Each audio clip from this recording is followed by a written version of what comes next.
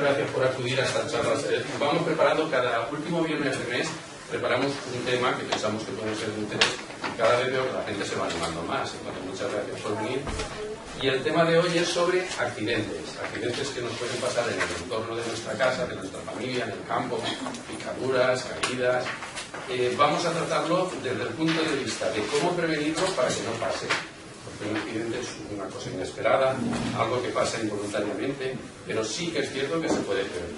Vamos a ver qué medidas podemos tomar para prevenirlo y, si se ha producido, qué podemos hacer y, muy importante, qué no debemos hacer. ¿Vale? Empezamos un poquito. Me sitúo detrás para ir pasando las diapositivas.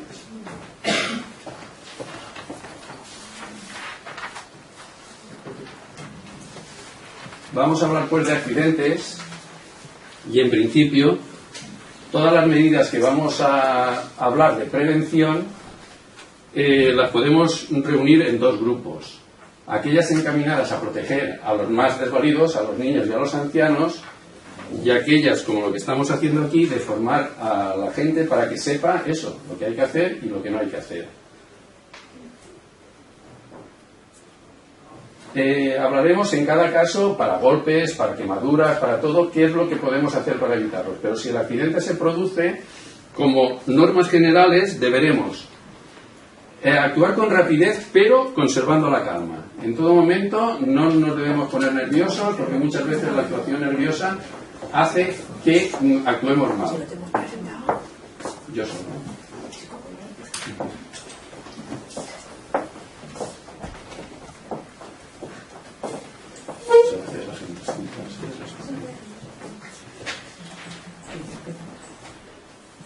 Actuar con rapidez y conservar la calma. En la primera hoja escrita hay una presentación en el librito que les hemos dado, se lo quedan para ustedes, se lo llevan a casa y viene todo lo básico que tiene que tener un botiquín. El botiquín y la guía es aconsejable que esté en un sitio visible, fuera del alcance de los niños, que lo tengamos siempre a mano y revisar de vez en cuando la medicación. Que no tengamos ahí un paracetamol pero que esté caducado, o que tengamos ahí unas gasas que estén amarillentas o mostosas. Revisarlo de vez en cuando, renovar la medicación y tenerlo siempre junto, en sitio visible y sin medicación caducada. Esto, más o menos, como lo tienen escrito, no nos vamos a entretener con ello, es lo que debe contener un botiquín básico.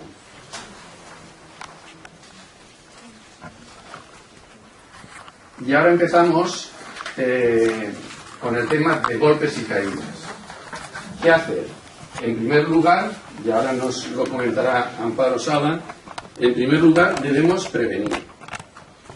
Lo primero, prevenir. Y vamos a ver qué medidas podemos adoptar para que no se produzcan golpes y caídas. ¿Qué podemos hacer en nuestro entorno para que eso no se produzca? Hola, buenos días. Ante todo, siempre prevenir antes que curar. Entonces tenemos que ser muy prudentes cuando realicemos actividades que siempre entrañen algo riesgo.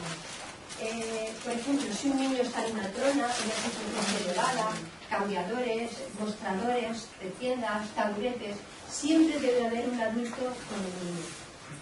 Coloquen siempre barandillas altas o cierres de seguridad en sitios peligrosos, como pueden ser ventanas, escaleras. Después del golpe, aunque haya pasado cierto tiempo, 1 hora, 2 horas, el accidentado se desmaya. Eso nos debe llamar enseguida la atención y es motivo suficiente para llevarlo al hospital. Se desmaya, vomita, dice cosas raras o hace, desvía la vista, se le enreda al hablar, sangra por la nariz o sobre todo por el oído. Eso indica una lesión, puede indicar una lesión grave y también hay que llevarlo al hospital.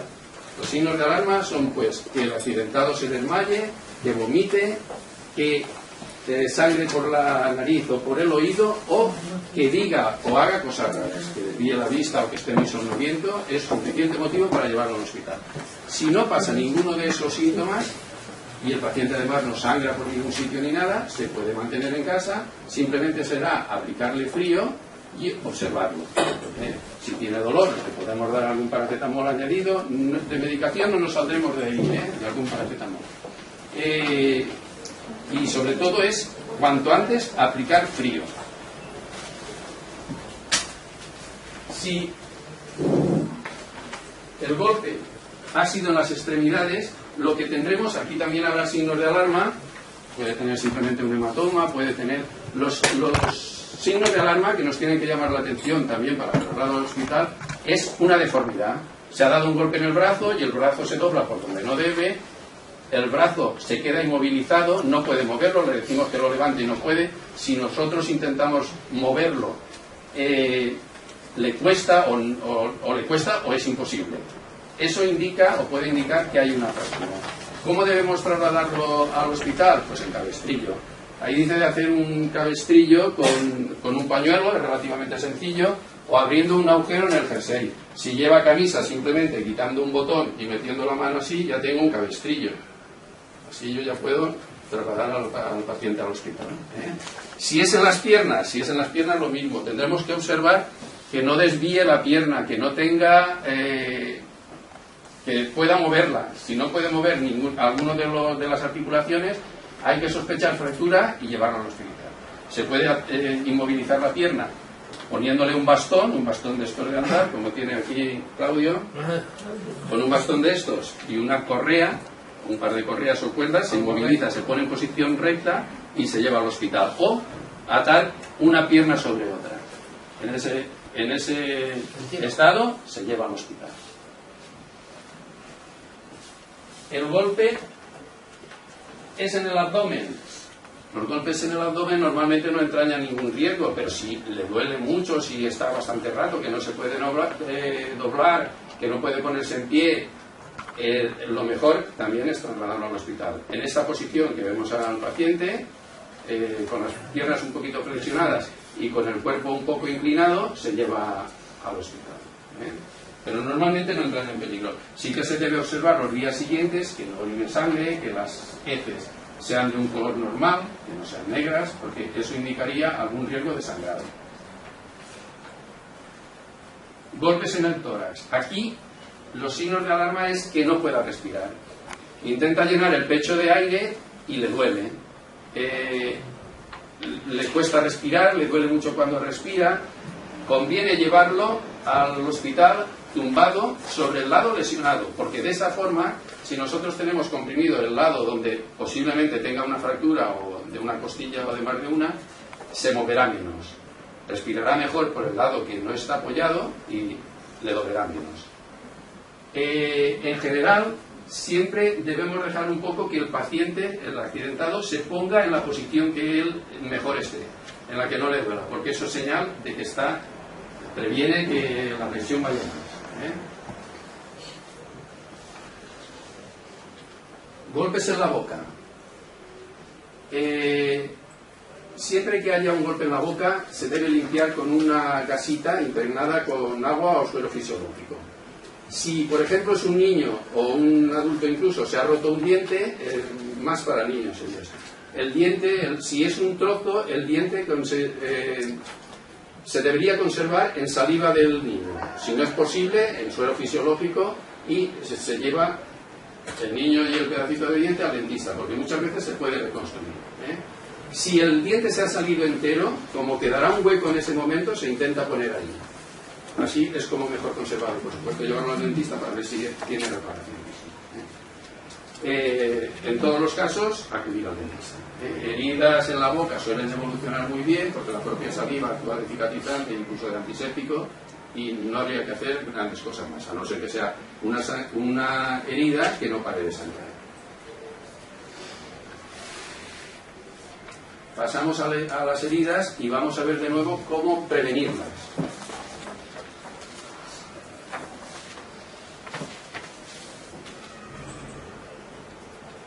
Respecto a las heridas, hay que tener mucha prudencia al manipular objetos cortantes o punzantes y sobre todo protegerse siempre las manos. Es una buena práctica enseñar a los niños el manejo de los instrumentos, pero también es muy importante que nos vean trabajar prudentemente. Utilicemos los guantes, ropa, gafas adecuadas para trabajar adecuadamente. Usen siempre ropa adecuada y protectores, como antes, como cascos, rodilleras, tobilleras, cuando realicen ciertas actividades que así lo requieran. Y sean también muy prudentes al utilizar aparatos cortantes como ventiladores, batidoras o taladradoras radiales. Nosotros de esto sabemos un poquito porque no saben la cantidad de gente que viene a urgencias manipulando batidoras, ventiladoras en verano y taladradoras y radiales. Digo, porque es importante protegerse. Muy importante proteger las esquinas de las mesas, tanto para los niños como para la gente mayor, sobre todo si son de cristal. Cortan muchísimo y las heridas que se pueden hacer, bien en las piernas de las personas mayores o bien los niños, pueden ser importantes al romperse.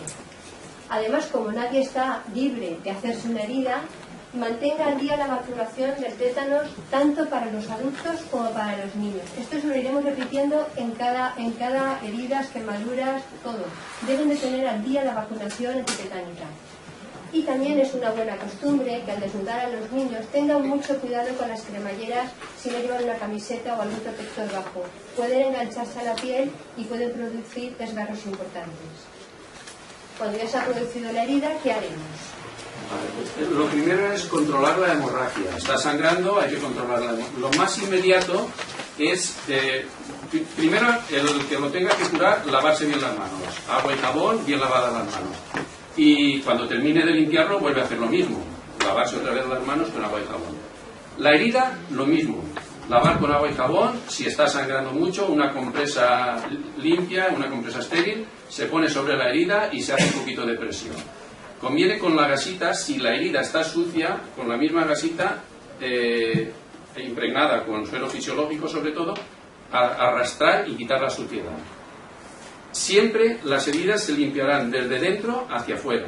Si no, lo que hacemos es meter porquería, porque si es un niño, por ejemplo, que viene de jugar al fútbol y tal, y viene con una rozadura en la rodilla, si le limpiamos seguro que tiene por restos de sudor, restos de polvo ahí adheridos, seguro que está sucio, y lo que hacemos es arrastrar la suciedad hacia dentro de la herida.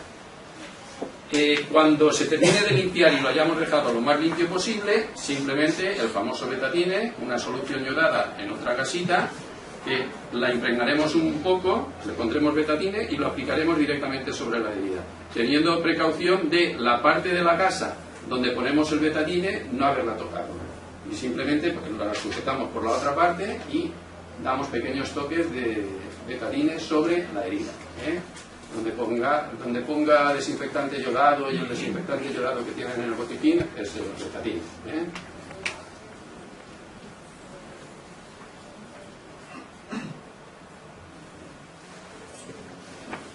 Si la herida es muy extensa o muy profunda, eso lo podemos ver a simple vista, pues trasladamos a un centro de urgencia, aquí o al hospital, donde el sitio que nos sea más cómodo. Lo trasladaremos cubierto, le pondremos alguna gasa encima, le haremos presión y con paños limpios, con lo que tengamos en casa, lo cubriremos. Si la herida está en la cara, en orificios naturales, en el oído, en la boca, siempre sería conveniente que lo revisaran un médico. Entonces lo acercan aquí al hospital, repito, donde les venga más cerca. Una cosa muy importante: desde que se produce la herida hasta que llega a un centro sanitario no deben pasar más de 6 horas, si no los bordes ya han empezado a cicatrizar y cuesta mucho más de recuperar esa herida. Antes de las 6 horas se sutura sin ningún problema, incluso si llega muy pronto no hace falta ni anestesiar, porque por el mismo golpe la zona está anestesiada y se puede suturar sin ningún problema. Repetimos, en estos casos tenemos que asegurarnos que el accidentado está vacunado contra tétanos. Si no, se revisa y se inicia la vacunación. Habíamos dicho que íbamos a hablar de lo que hacer y de lo que no hacer. Esto yo creo que ya está en desuso, pero aún es posible que se utilice algodón y alcohol. Ninguna de las dos cosas es conveniente para utilizar. Suero fisiológico. Suero fisiológico, agua y jabón, y las heridas así es como funcionan bien. No se deben aplicar ungüentos. Muchas veces nos encontramos que vienen aquí y llegan que les han puesto un ungüento que cuesta, además está pegado, les cuesta mucho más y se hace más daño que se soluciona. Cuando veamos un herido que tiene, me imagino, un lápiz, un objeto que sea lo suficientemente grande y está muy clavado, está muy en profundidad, no conviene extraerlo. Un cuchillo, no conviene nunca extraerlo. Es mejor traerlo para que se extraiga aquí, porque al sacarlo puede estar tapando alguna arteria importante y hacer un sangrado que sea bastante grave. O sea que no conviene extraer. Luego, como veremos también picaduras de insectos, veremos que tampoco conviene tocarlas mucho. Importante, lo que no hay que hacer. En cuanto a la hemorragia, aquí es donde es importante mantener la calma. A veces pues habrá sangrado 2 litros, eso se ve al paciente y no ha sangrado tanto. Sí que hay que procurar que no haga movimientos bruscos. Si hace movimientos bruscos, el corazón se acelera y va a sangrar más. Tiene que estar tumbado y lo más tranquilo posible. Lo mismo que hemos dicho antes, la herida limpia, si puede ser con agua o jabón. Si está sangrando, pues a lo mejor con el sangrado simplemente el arrastre que hace la sangre ya hace bastante limpieza. Si está en un brazo o en una pierna, pues conviene o bien elevar el brazo por encima del corazón para que no llegue con tanta fuerza a la sangre, y si es en la pierna, pues tumbado y también elevarla un poquito con almohadones o con lo que tengamos aquí.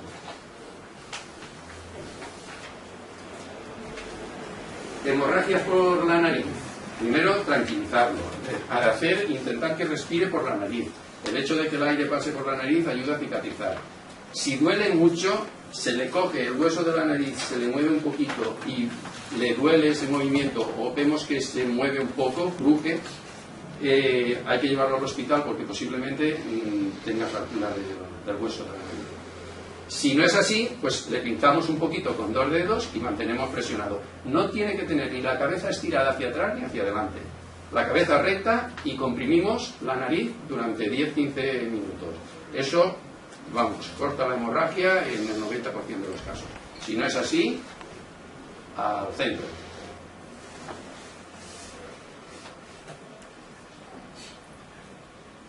Hemorragias por el oído siempre entrañan algún riesgo, entonces ese siempre vale la pena traerlo. Se puede tapar con una gasa, se comprime un poquito y vale la pena traerlo. En casa nadie tenemos para observar un oído por dentro y siempre conviene traerlo aquí para verlo.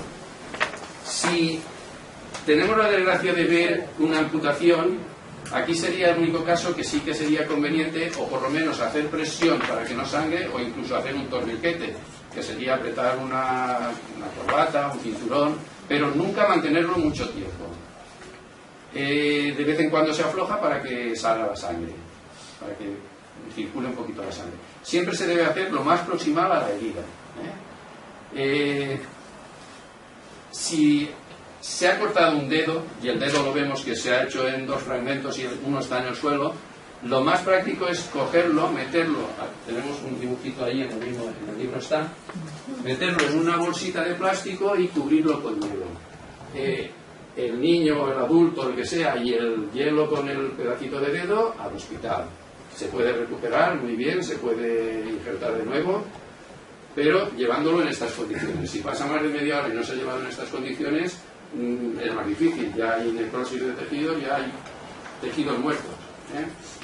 Esto sí que entraña cierta urgencia para que se pueda recuperar bien. Quemaduras. Como vamos siguiendo el esquema, vamos a ver cómo las prevenimos. En el apartado de las quemaduras hay que tener siempre mucha prudencia cuando se realicen actividades en el fuego. A los niños hay que enseñarles el manejo y el peligro que entraña jugar con fuego. Nunca dejen cerillas, mecheros, cigarrillos encendidos a su alcance. Los niños en la cocina tienen mucho peligro. Es bueno que no estén mientras se está cocinando, pero si no lo pueden evitar porque tienen los nietos en casa, los mangos de los sartenes y de los pazos siempre hacia adentro, por favor, siempre hacia adentro. Y poner protectores como tiene, por ejemplo, esta señora en la puerta, para que el niño no acceda a la cocina. Y sobre todo, si el horno está abajo, procuren poner una silla, un protector, algo para que no pongan las manitas en la puerta del horno si está encendido. Nunca trasvasen líquidos calientes de un recipiente a otro. Pero espérense que se enfríen o no lo hagan, ¿eh? No traspasen de un recipiente a otro porque es un motivo de quemaduras graves. Cocinen siempre vestidos con pantalones o algo. Tenemos cantidad de quemaduras de piernas, muslos, que se ha vertido el agua hirviendo, el caldo de los macarrones, demás, porque no se ha llevado ningún tipo de protección. Cuidar siempre la temperatura del microondas, porque puede estar a mayor temperatura el líquido del recipiente que el recipiente en sí, cuando a lo mejor nos podemos quemar cuando no sabemos la temperatura que tiene.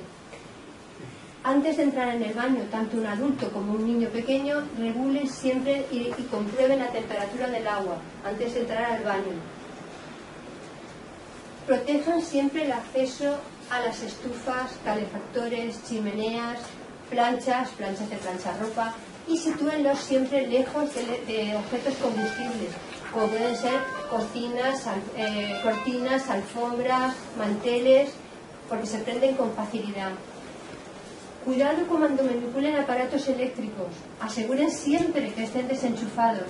Tóquenlos siempre con manos secas. No sobrecarguen los enchufes demasiado, conectando varios en el mismo regleta de electricidad. Los que no utilicen, póngale protectores si hay niños pequeños en casa. En épocas calurosas, cuando el sol quema bastante, póngase siempre, cuando salgan a la calle, cremas con filtro solar fuerte, alto. Póngase siempre sombrero. Y de 12 a 4 de la tarde, procuren no tengo más voz, es la que tengo. De 12 a 4 de la tarde a la calle o a la playa. Y además es importante tener extintores en buen uso en casa, no son demasiado caros y que estén en un sitio que sea conocido por todos. Ahora tenemos ya al accidentado que se nos ha quemado. Lo primero es apartarlo de la fuente de calor. Y imaginen, por ejemplo, que le ha caído aceite muy caliente sobre el brazo, pues inmediatamente bajo del agua, retirarlo, porque el tiempo también actúa. Ya no solamente la temperatura a la que esté el aceite, sino el tiempo que esté sobre la superficie de la piel. El agua hay que mantenerla bastante rato. Agua tal como sale del grifo, como se ve aquí, y si puede ser de 10 a 15 minutos. Luego haremos lo de siempre. El antiséptico ayudado, el betadine, que ya conocemos. Se puede cubrir con una gasa, normalmente que tenga algo de vaselina, porque si no luego las quemaduras evolucionan a soltar mucho suero, mucha serosidad, que luego queda pegada a la gasa. Y cuando intentamos quitarla, arrastramos la cicatriz que ya se está haciendo. Ante cualquier duda que se vea que es una herida más profunda, o sobre todo una quemadura más profunda, o sobre todo cuando afecte a mucha superficie del cuerpo, conviene llevarlo a un centro sanitario. Si, por ejemplo, se produce una llama y el que está ardiendo es el accidentado, tiene un jersey y no conviene, está soltando llamas, no conviene que corra, no conviene que se mueva, que se tire al suelo y que ruede. Ponerle encima, si se mueve, el propio aire hace que eso se queme más. Que se tumbe en el suelo, rodarlo o ponerle algún chaquetón, alguna manta, lo que se tenga a mano para cubrirlo y ahogar el fuego.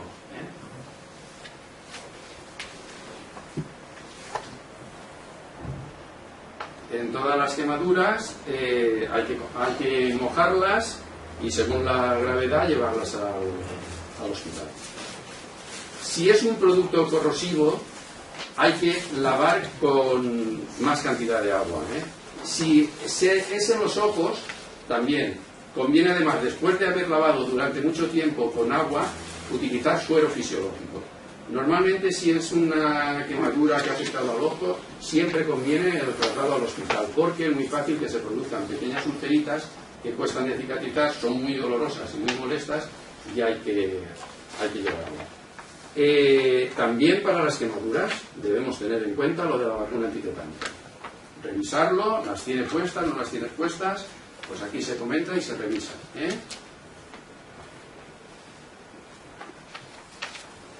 En caso de insolación, pues el paciente es darle de beber mucha agua, no helada, agua fresca, agua natural. Si es muy extensa la quemadura, si tiene todo el cuerpo rojo, hay que llevarlo al hospital. Hay un riesgo grave de que se deshidrate por una insolación. La crema protectora, los dermatólogos hoy en día coinciden en que hay que aplicar cremas protectoras solares por encima de 50, el factor de protección por encima de 50.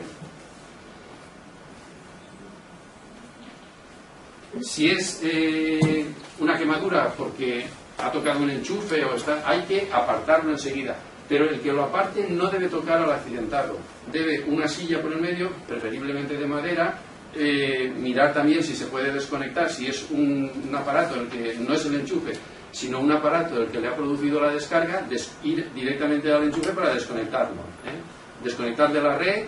Si no, pues o con una toalla seca, con una silla, con lo que se tenga a mano, que sea aislante, que no sea metálico, porque si no vamos a caer nosotros en lo mismo. Luego, si no respira o no tiene pulso, como luego veremos, tenemos preparado un vídeo también de respiración cardiopulmonar, lo veremos, porque puede ser que por una descarga eléctrica se le paralice el corazón. Las intoxicaciones es importante evitarlas guardando los medicamentos en su envase original. Lo siento, pero es que no tengo mantenerlo fuera del alcance de los niños. Enseñen a los niños el peligro que entraña el mal uso de las medicinas y, sobre todo, nunca engañen a los niños diciéndole que son golosinas. Los medicamentos últimamente saben bien, el Dalsy, todas estas cosas saben a fresas, saben a frutas y pueden confundirlas con golosinas y se pueden intoxicar. No los engañen, díganles que es una medicina y para lo que sirve. Las tomarán mejor y sabiendo lo que es. Cuando pongan las bebidas alcohólicas fuera del alcance de los niños y después de una fiesta que quedan restos de alcohol en vasos, restos de alcohol donde ellos no los puedan coger. Almacenen los productos tóxicos como pueden ser los productos de limpieza, la pintura, barnices, pegamentos, donde ellos no los puedan alcanzar. En sitios altos, sobre todo. Mantengan siempre los productos tóxicos, los medicamentos, el alcohol, siempre en los envases originales. Siempre. No pongan un alcohol en una botella de agua o un agua fuerte en una botella de agua. Se puede confundir, evitarán confusiones. Almacenen los alimentos adecuadamente. Revisen siempre las fechas de caducidad. Cuidado con las setas. Háganlo con garantías de que no son venenosas. Aquí en la Comunidad Valenciana tenemos poco donde elegir, pero hay muchos que se pueden confundir. Cuidado con las latas que tenemos almacenadas. No nos acordamos el tiempo que las tenemos. Siempre que presenten abolladuras y al abrirlas sales gas o huelen mal, deséchelas, tírenlas. Ante la menor duda, no las consuman. Revise la instalación del gas periódicamente, tanto si es gas natural como si es butano. Acostúmbrense a cerrar todas las noches la llave de paso y sobre todo cuando no se esté utilizando.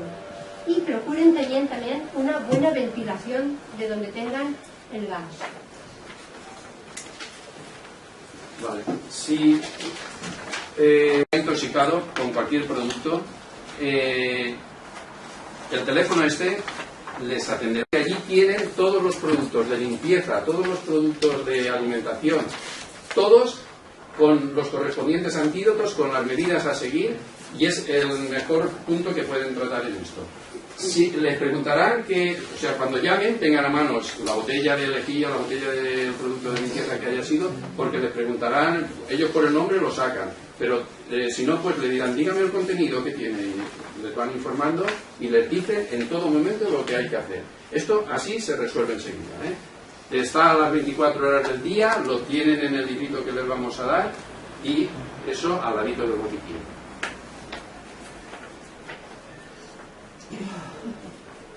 Si son productos de limpieza sobre todo, no debemos provocar el vómito. Y imaginen que es un salfumán, una cosa muy ácida. Cuando pasa por el esófago, nosotros lo tragamos, lo ingerimos, cuando pasa por el esófago produce el anterior o más, porque se han estado encima con el ácido del estómago. Si llamamos, decimos lo que ha tomado, tal, pues en el teléfono este nos dirán que lo tenemos que llevar al hospital. Si ha respirado algún gas tóxico, hay muchas veces que se hacen combinaciones de productos de limpieza como no sé, lejías al fumar y estas cosas que desprenden vapores, que hay muchas personas que les afecta incluso gravemente. Si no es mucho, es airear la habitación, el accidentado salir a algún lugar fresco, al balcón, incluso a la calle, y respirar con tranquilidad, sin prisa, con tranquilidad y respiraciones profundas, ¿eh? Pero despacio. Vamos a ver cómo las podemos prevenir. Pues se evitarán enseñando a los niños a respetar a los animales muchas veces, a no provocarlos, a respetarlos quiere decir que los animales no son juguetes, que aparte son animales y pueden morder, ¿eh? Entonces enseñaremos con la actitud y explicándoles a respetarlos y a no provocarlos. Los dueños de los animales de compañía los deberán de tener siempre vacunados. Cuando estemos en lugares soleados o calurosos, procuremos no levantar piedras ni introducir la mano en agujeros. Pueden haber serpientes, alacranes, y esas picaduras pueden ser graves, por lo menos dolorosas. Cuando vayamos al campo, llevemos siempre el calzado adecuado. No llevemos chancletas ni sandalias. Lleven zapatos cerrados. Miren siempre bien por donde camina y donde descansa, donde se sientan. Procuren no andar por la hierba descalzos. Vayan siempre con zapatos. Y si la comida se hace al aire libre, tapen los alimentos para no a que acudan los insectos sobre los alimentos. Y como estamos en el campo y tenemos riesgo de cualquier picadura, mantengan también la vacunación antitetánica al día.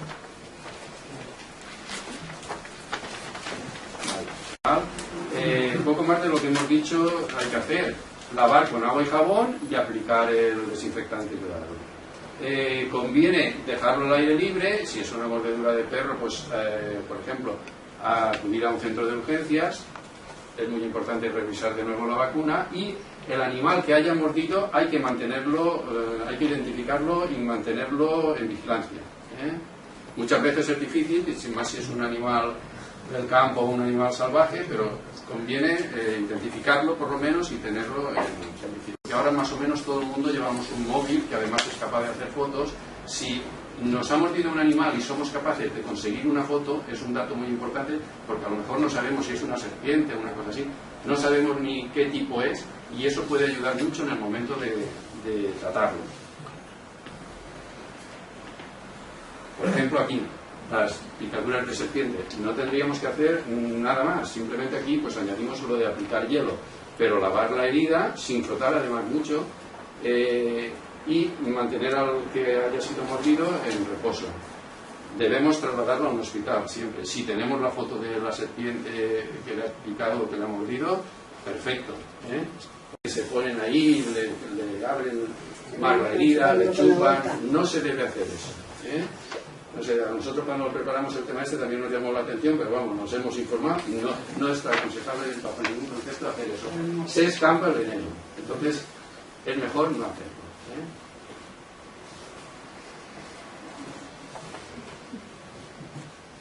Lo mismo, limpieza, y en general en las picaduras de insectos es aplicar agua fría y si se mantiene hielo y amoníaco de farmacia. En el botiquín, una de las cosas que hay que tener, lo pone, pero amoníaco de farmacia.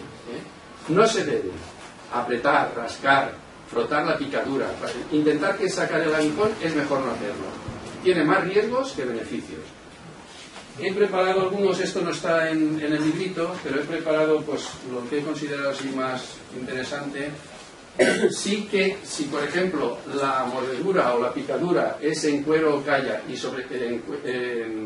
en cuello o cara, y sobre todo si el paciente, el accidentado, no puede respirar bien, tiene toda la piel enrojecida con mucho picor, simplemente el picor nada más, hay que llevarlo al hospital porque seguramente está haciendo una reacción alérgica a lo que le haya picado. Vale, y he preparado, ahí se ve cómo pica una abeja. Una abeja deja parte de su abdomen y el propio aguijón, además lo deja clavado para que no salga. Queda clavado como se podría clavar un anzuelo. Tiene varios salientes y se queda clavado. Lo que se ve por encima del aguijón es un saquito, que es donde está el veneno. Si yo cojo una pinza y intento sacar el aguijón, lo que hago es apretar esa bolsita y meterle veneno al paciente. ¿Qué hacemos? Nada, se deja ahí, se limpia con agua fría y se pone amoníaco. ¿Vale? Se dice, si por ejemplo vamos a tardar mucho en ir a un hospital, se puede intentar siempre a favor de la dirección que tiene a su seguimiento. Mantequilla no cortante, sino con algo que no corte, intentar extraerla así. Así no exprimimos esa bolsita y no le metemos veneno al accidentado. Avispas. Una pequeña diferencia. Se dice que el veneno de la abeja además pica una vez y ya como deja el aguijón ya no puede picar más. La avispa es más agresiva, pica una vez, 2 veces, 3 veces. Una diferencia. La picadura, el veneno de la avispa, así como aquí el amoníaco sí que va bien en la de la abeja, en la de la avispa no va tan bien, porque el veneno de la avispa es básico, tiene unos componentes químicos que se eliminan mejor con vinagre. Vinagre al 50% con agua e intentar lavar la herida del aguijón. Tampoco conviene extraer el aguijón. Si lo hacemos, o siempre, si se ve bien y se ve la inclinación que tiene, a favor de inclinación con una tarjeta de crédito, por ejemplo. Aprovecho porque no está aquí también, algo parecido es las picaduras de medusa. Las picaduras de medusa, las de medusa las podríamos hacer más parangón con estas. Ese es el mosquito tigre. Vale, la picadura, el problema es que ese mosquito transmite unas ciertas enfermedades, pero que nuestra zona no las tiene. Entonces, como no las tiene, el mosquito no las coge. Y las picaduras pues las podemos considerar como las de otro mosquito. Garrapata.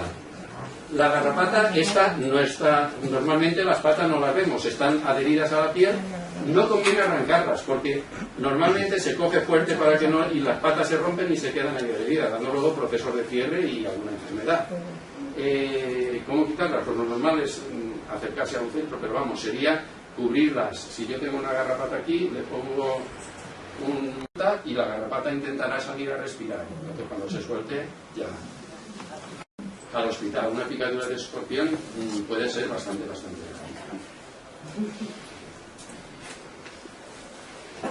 Atragantamiento. Sanguijuelas, ríos y tal. Es extraño ahora. Es extraño, pero vamos, sí, el problema es que se pueden quitar porque el problema es que chupan sangre. Ya. Alguna enfermedad también puede permitir, pero no. Se han utilizado, Ya. Como las sangrías, para las sangrías, porque todos para evitar hemorragias. Los atragantamientos y cuerpos extraños, sobre todo en niños y en adultos también. Pónganse gafas siempre para protegerse del polvo, viento, siempre que trabaje con materiales que puedan soltar esquirlas. No se metan ningún tipo de objeto en los oídos, tampoco los bastoncillos de algodón, se pueden romper y quedarse dentro. Tenga mucho cuidado con los objetos pequeños que dejan al alcance de los niños, también con los juguetes grandes que se puedan desmontar en trozos más pequeños, que contengan pilas, pues saben que siempre se los llevan a la boca. Es conveniente que los niños no jueguen con bolsas de plástico. Pueden meter la cabeza dentro y se pueden asfixiar, pero fácilmente. Eviten que los niños menores de 3 años coman frutos secos. Y sobre todo, enséñeles a masticar bien. Pero esto también para los adultos. Acostúmbrense a masticar bien. A los niños desde pequeños y a los mayores que a masticar bien. Hay mucha gente que se mete los alimentos prácticamente sin masticar y se pueden atragantar fácilmente. Evite que los niños corran, griten, canten o jueguen mientras comen. Y si están llorando, no les fuerce a comer. Pueden atragantarse.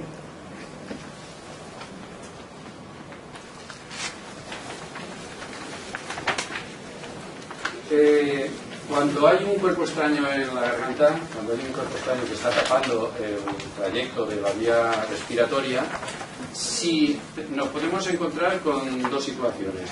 El paciente está bien y le entra tos. No hay que hacerle nada. Al contrario, tose. El propio golpe de la tos es capaz de hacer arrancar ese cuerpo extraño y tirarlo. Si deja de toser, se le da una serie de 5, de todas formas esto lo vamos a ver ahora en un vídeo, una serie de 5 golpes entre los dos omóplatos. Se le da en la espalda 5 golpes, inclinando un poquito al paciente, al accidentado. Si no puede respirar, lo veremos a continuación, qué se hace cuando no puede respirar.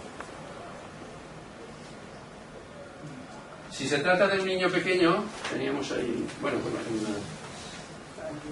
se sujeta, a ver qué pongamos. Se sujeta así, boca abajo, y se le da con el talón de la mano, tal como está ahí en el dibujo, 5 golpes, también entre los dos omóplatos. Se le da la vuelta, se ve si tose, si no tose, si no se vuelve a volcar en esta posición y se vuelve a dar otros 5 golpes, así hasta que consigamos expulsar el cuerpo extraño. Si es un adulto, vamos a intentar hacer la maniobra, en el dibujo se ve. Vemos al paciente así.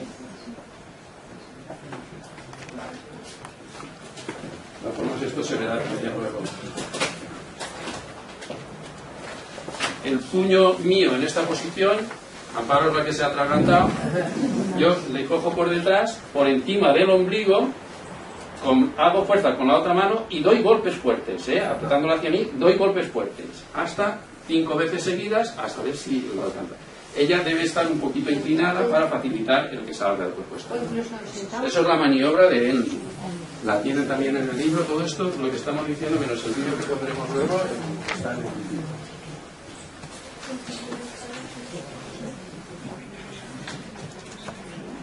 Si el adulto está inconsciente, se le tumba en esta posición boca abajo y haciendo presión con las manos, también con el talón de la mano y la otra encima, brazos rectos para poder tener más fuerza, el peso de nuestro cuerpo. Pues en la misma posición que hacíamos la maniobra de Henry, hacemos presiones ahí. La cabeza conviene que esté un poquito inclinada para que facilitemos la salida del cuerpo extraño. Presiones fuertes. De hecho, descargamos todo nuestro peso. Vale, y vamos a ver el vídeo de cómo en la realidad nos encontramos con estas cosas y las tenemos que resolver.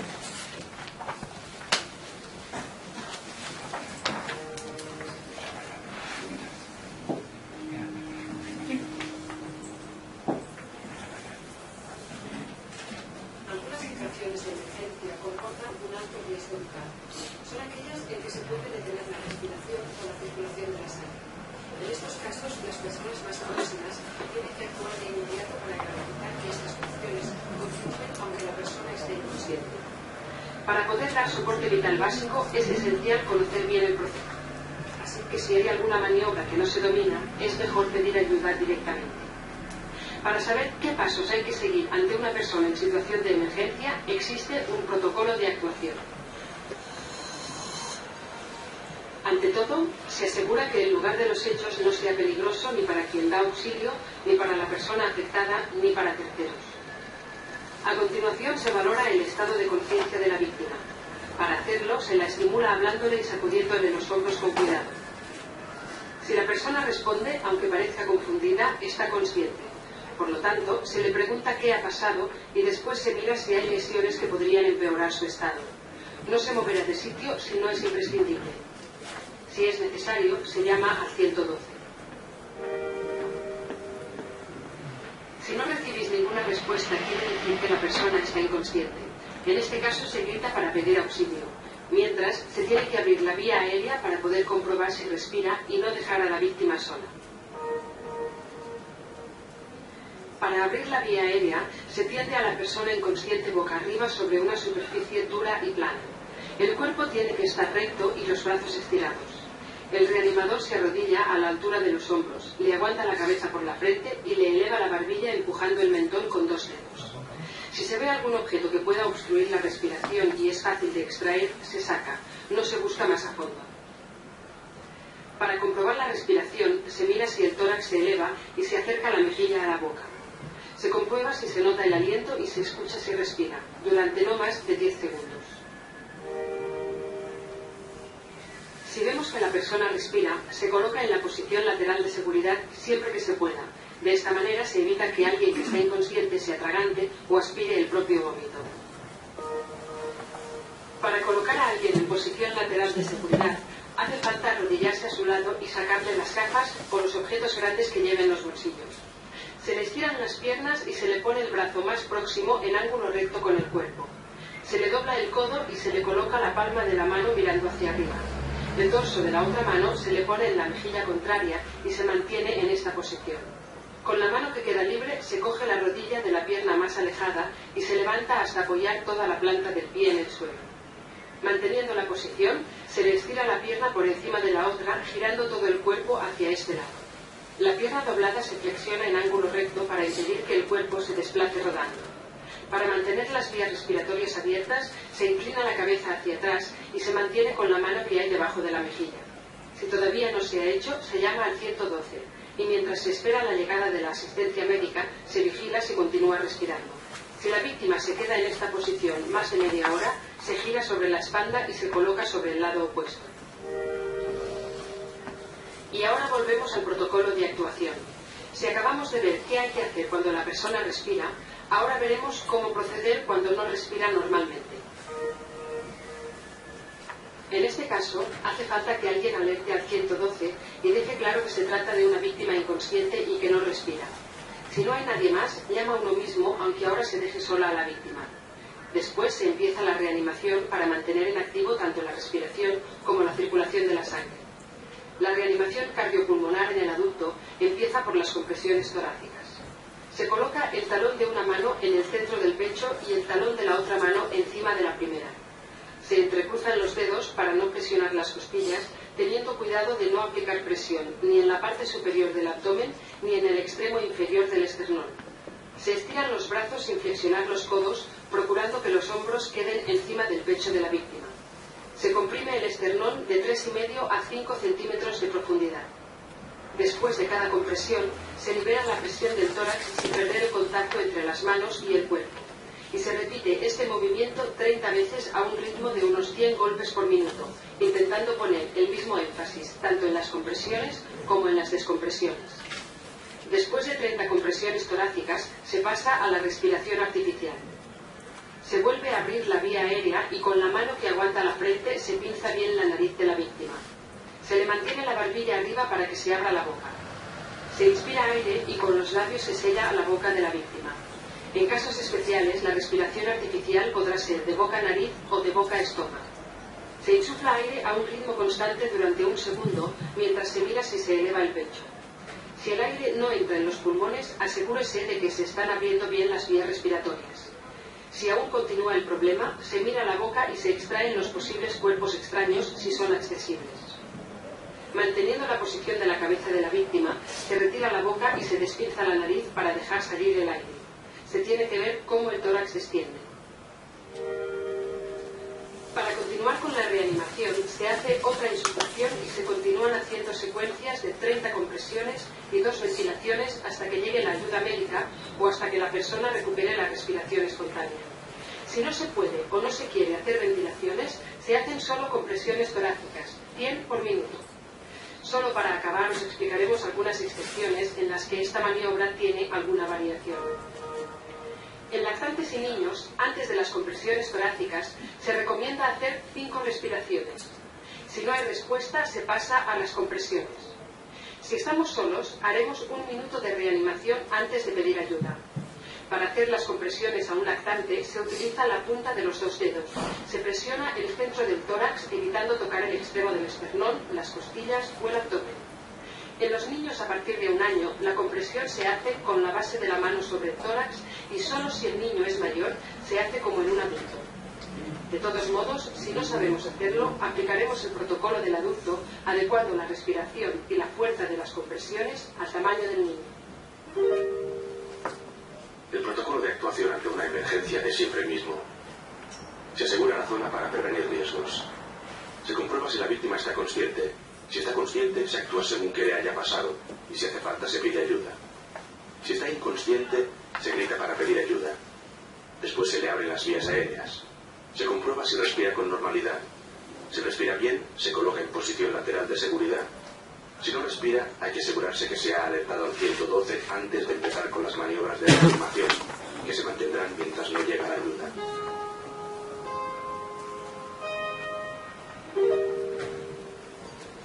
Uno de los casos donde se puede llevar a cabo el soporte vital básico es ante un atragantamiento u obstrucción de la vía aérea. Ello suele pasar en situaciones tan habituales como en una comida o en un juego infantil, cuando pequeños objetos o alimentos entran en las vías respiratorias. Ante este caso, es primordial ver si la persona tose o puede hablar, es decir, ver si hay un mínimo paso de aire. En caso de que así sea, hay que animar y favorecer a que continúe tosiendo para que la obstrucción desaparezca por sí sola. Es muy importante no dar golpes en la espalda de la persona que está de pie, porque podrían mover el cuerpo extraño y obstruir del todo las vías respiratorias. Si la víctima no puede toser ni hablar, la obstrucción es completa. En este caso, la víctima puede hacer el gesto reflejo de llevarse las manos al cuello. Si en poco tiempo no recupera la respiración, la víctima caerá inconsciente al suelo. Si la víctima no tose, hay que actuar de inmediato y gritar para pedir ayuda.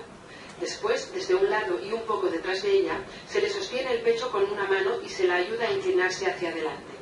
Con la otra mano se dan hasta 5 palmadas fuertes en la espalda entre las escápulas, o menos golpes si el objeto se expulsa antes. Se revisa la boca y se retira cualquier estorbo que se vea. Si la obstrucción perdura, se hacen las compresiones abdominales. Se rodea a la víctima desde atrás.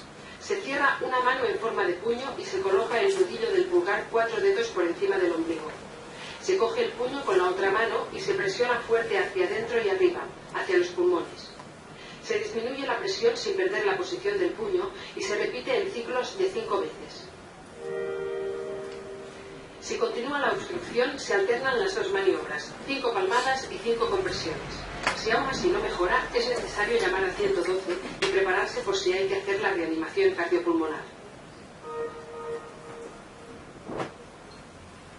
Si las compresiones y las palmadas no han funcionado, puede ser que la víctima caiga inconsciente al suelo.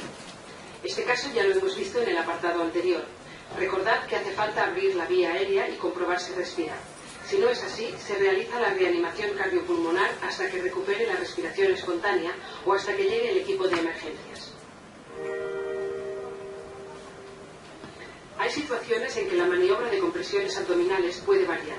Los lactantes o menores de 1 año se colocan en el antebrazo con la cabeza más abajo que el cuerpo y aguantándoles la barbilla para mantener la boca abierta. Con la otra mano se dan hasta 5 golpes entre los omóplatos. Si no expulsan el cuerpo extraño, hace falta darles la vuelta y sostenerles el cuello con la mano mientras con la otra mano se aplican 5 compresiones torácicas. Si la obstrucción no mejora, se llama al 112 y se continúa la maniobra mientras no llega la ayuda. Un atragantamiento se suele solucionar tosiendo, así que si el atragantado tose, se le anima a que continúe haciéndolo, sobre todo sin darle ningún golpe si está de pie. Si no tose ni habla, se mira su estado de conciencia y se pide ayuda. Si la persona está consciente, se le dan hasta 5 palmadas en la espalda, entre las escápulas, y 5 compresiones en el abdomen. Se repite hasta que se expulse el cuerpo extraño que obstruía las vías aéreas. Si la persona se encuentra inconsciente, se empieza la reanimación cardiopulmonar hasta que respire, hasta que llegue la ayuda médica o hasta que estemos agotados.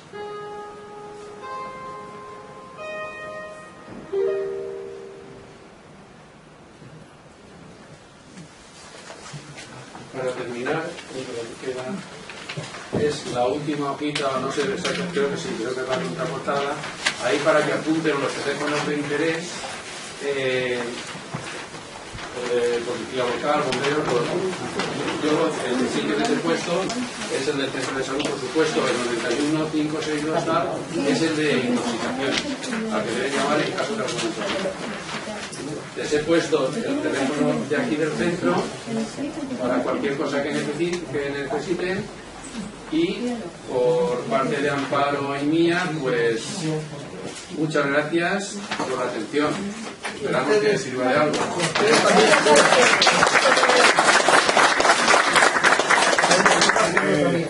Les voy un momentito. Como ustedes saben, todos los últimos viernes de cada mes tenemos programados charlas a la comunidad. Entonces intentamos, si tienen alguna sugerencia sobre un tema determinado, se ponen en contacto con nosotros y nosotros, pues, bueno, si lo hemos dado, se puede estudiar. Les voy a leer el trimestre. El próximo diciembre, como es Navidades, no hay. Entonces, el primer trimestre del 2015 se impartirán siempre a las 12, último viernes de mes. El 30 de enero, problemas relacionados con el tabaquismo, del doctor Murciano y la enfermera Picados. El 27 de febrero, tema artrosis. Asunción Antid y Fernando Romero, médicos, y enfermera Amparo Izquierdo. Y el 27 de marzo, el cuidador en el paciente terminal. Muy importante para la gente que esté cuidando en casa a alguna persona.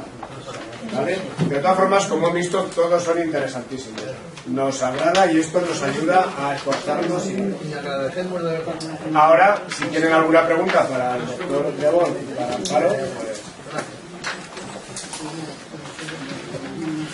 Tal como hemos visto, por ejemplo, cuando se agarra, lo normal es una palmadita en la espalda. Una palmadita sin otros. Si no tose o no respira, entonces sí hay que ayudar así, se le coloca un poquito y se le ayuda para 5 palmadas, además secas y... No, escucha lo que te digo. No, es que dice incluso tosiendo.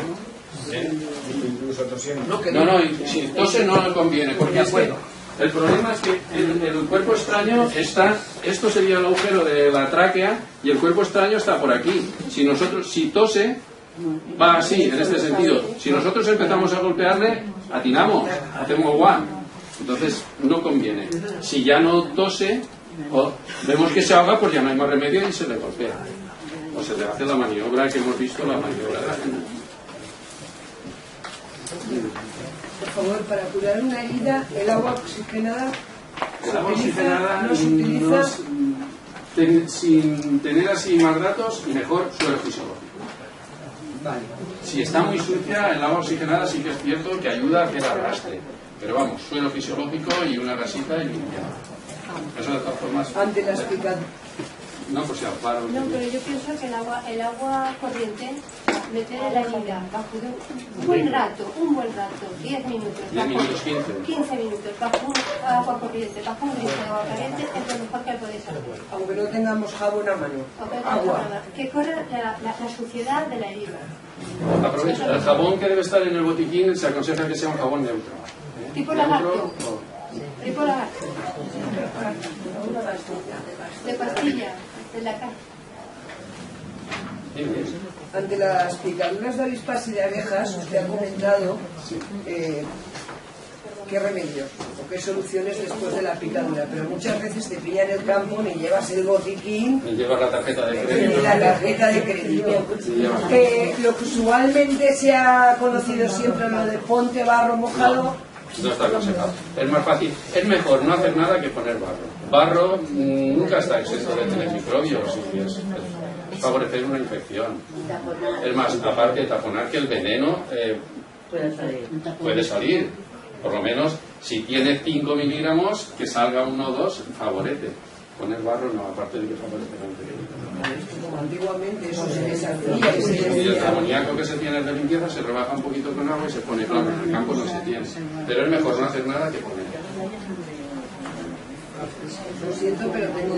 Sí, sí la sabemos. El abrir la nevera descalzos. Pero el abrir la nevera y Sí, el tocar... muchas veces ocurre, yo no soy muy nunca descalza, pero sí que tengo gente que abre la nevera descalza. Es verdad que somos conductores de corriente. Pero cualquier aparato electrodoméstico, tocarlo descalzo es No peligroso. se debe tocar. Además eso por experiencia propia. Y la última, por favor, es muy habitual que nos cortemos en las cocinas. Los clásicos cortes que estás con el jamón y tal. Esos cortes es bueno aplicar hielo si no cortas la hemorragia. Sí. Lo clásico que te Sí, pones sí, sí. el hielo. El hielo, el frío, tiene la ventaja de que hace que las arterias se cierren, se compriman. Entonces disminuye el sangrado. Sí que es bueno. Agua del grifo, primero un poquito, se ve que no. Presión y encima de la grasa que se hace presión, hielo. Perfecto. Directamente el hielo no, porque puede quemar. Directamente el hielo Sí, no. con una gasa. Una gasa, un pañuelo. En las moldaduras también, directamente tampoco. El hielo siempre envuelto en algo, siempre. Y no mucho rato. En las picaduras de medusa también va muy bien el frío, pero no el hielo, porque el hielo, estábamos diciendo que el agua del grifo no es mala, además, para las picaduras de medusa. Entonces sí, una bolsita de plástico, hielo dentro y encima de la picadura de medusa. Alivia mucho, pero no el hielo directamente, mucho menos, porque se va deshaciendo y esa agua hace que esas pequeñas agujitas se escampen, se rompen, estallan. Sí, sí, se puede poner directo, eso sí, porque no suelta. Hay que secarlo primero porque siempre tiene humedad alrededor. Se seca un poquito con un pañito y se pone más. Las pastillitas estas que se ponen en el congelador, en la farmacia, todo aquí para meter en el congelador, pero siempre tienen algo de humedad, conviene secarlo y aplicarlo.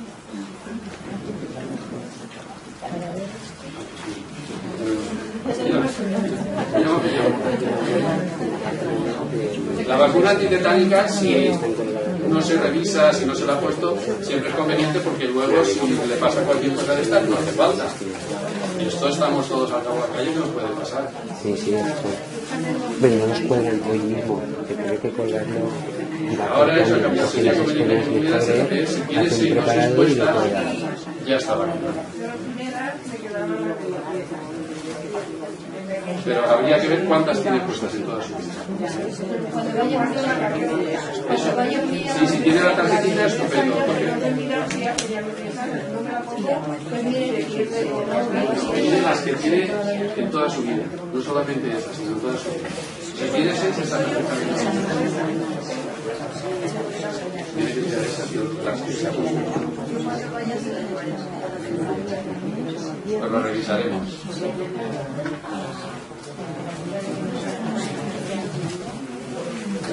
Pues se revacuna. Ahora no pasa nada. El 6 es el mínimo que se tiene que tener para que algunos de pero si no se desconoce, tenemos. Que se sepa.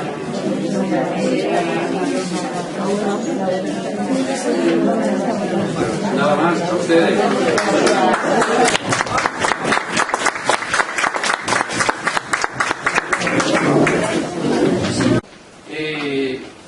Y sobre todo es, cuanto antes, aplicar frío.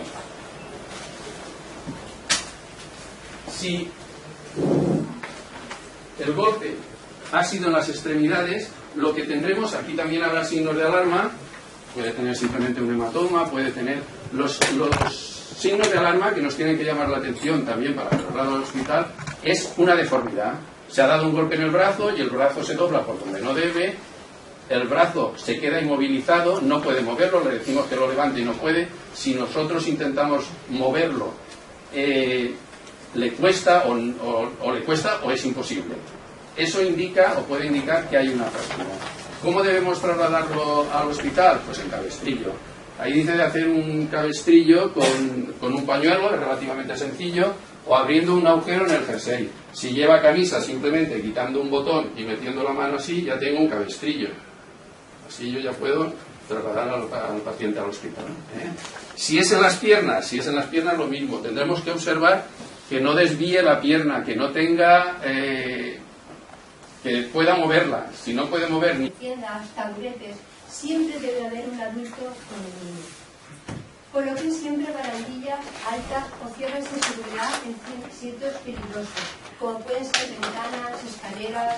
Después del golpe, aunque haya pasado cierto tiempo, 1 hora, 2 horas, el accidentado se desmaya. Eso nos debe llamar enseguida la atención y es motivo suficiente para llevarlo al hospital. Se desmaya, vomita, dice cosas raras o hace, desvía la vista, se le enreda al hablar, sangra por la nariz o sobre todo por el oído. Eso indica una lesión, puede indicar una lesión grave y también hay que llevarlo al hospital.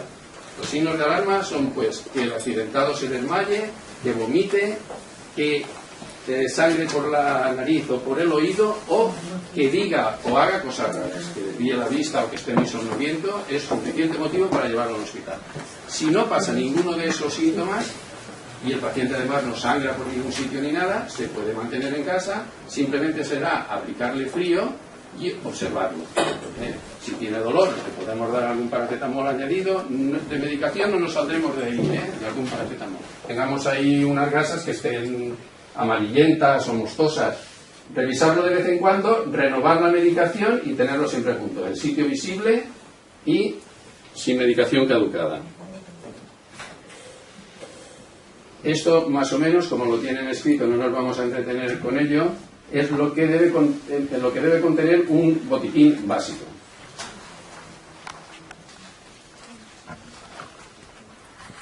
Y ahora empezamos con el tema de golpes y caídas. ¿Qué hacer? En primer lugar, y ahora nos lo comentará Amparo Sala, en primer lugar debemos prevenir. Lo primero, prevenir. Y vamos a ver qué medidas podemos adoptar para que no se produzcan golpes y caídas. ¿Qué podemos hacer en nuestro entorno para que eso no se produzca? Hola, buenos días. Ante todo, siempre prevenir antes que curar. Entonces tenemos que ser muy prudentes cuando realicemos actividades que siempre entrañen algún riesgo. Por ejemplo, si un niño está en una trona, en una situación elevada, cambiadores, mostradores. Gracias por acudir a estas charlas. Vamos preparando cada último viernes de mes, preparamos un tema que pensamos que puede ser de interés y cada vez veo que la gente se va animando más. Entonces, muchas gracias por venir. Y el tema de hoy es sobre accidentes que nos pueden pasar en el entorno de nuestra casa, de nuestra familia, en el campo, picaduras, caídas. Vamos a tratarlo desde el punto de vista de cómo prevenirlo para que no pase. Porque un accidente es una cosa inesperada, algo que pasa involuntariamente, pero sí que es cierto que se puede prevenir. Vamos a ver qué medidas podemos tomar para prevenirlo y, si se ha producido, qué podemos hacer y, muy importante, qué no debemos hacer. ¿Vale? Empezamos un poquito. Me sitúo detrás para ir pasando las diapositivas.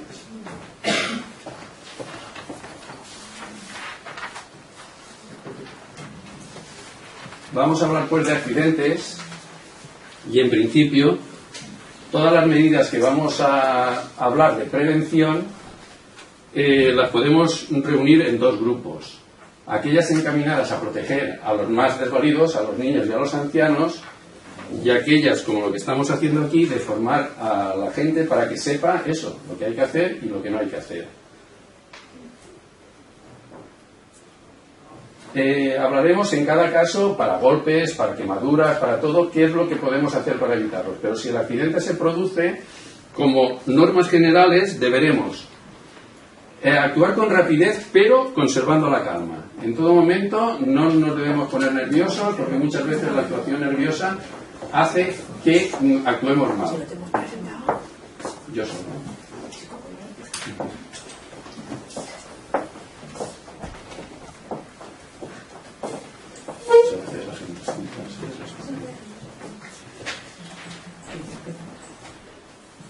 Actuar con rapidez y conservar la calma. En la primera hoja escrita hay una presentación en el librito que les hemos dado, se lo quedan para ustedes, se lo llevan a casa y tiene todo lo básico que tiene que tener un botiquín. El botiquín y la guía es aconsejable que esté en un sitio visible, fuera del alcance de los niños, que lo tengamos siempre a mano y revisar de vez en cuando la medicación, que no tengamos ahí un paracetamol pero que esté caducado o que